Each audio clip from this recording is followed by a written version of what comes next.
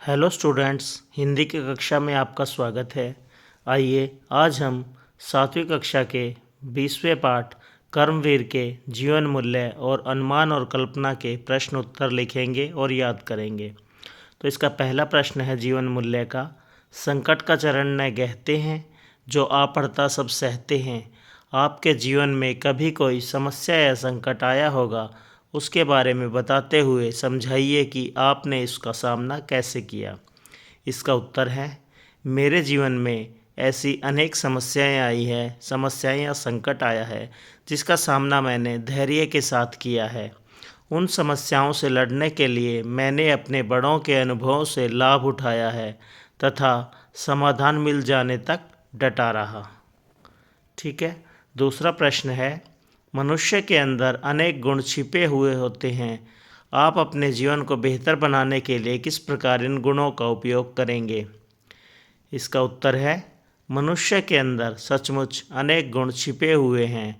मैं अपने जीवन को बेहतर बनाने के लिए सबसे पहले अपने अंदर छिपे हुए गुणों को पहचानूंगा और हर संभव प्रयास करके उन गुणों को निखारूंगा।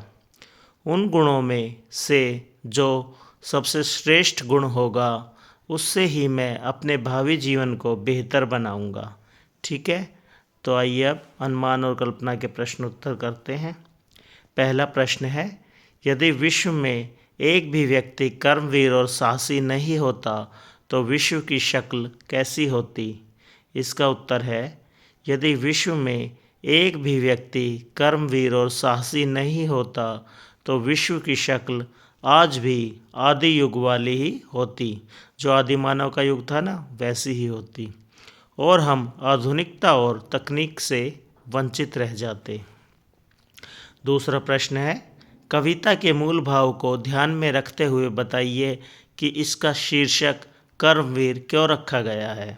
इसका उत्तर है, इस कविता का नाम कर्मवीर इसलिए रखा गया है क्योंकि पूरी कविता में कर्मवीर लोगों के गुणों और कीर्तियों का बखान किया गया है। ठीक है, समझ आ गया। इस कविता का नाम कर्मवीर इसलिए रखा है क्योंकि पूरी कविता में ही कर्मवीर और जो लोग होते हैं उनके गुणों और कीर्तियों का बखान किया गया है। ठीक है, अब आपने इन प्रश्नोत्तर को याद करना है और अपनी नोटबुक में लिखना है।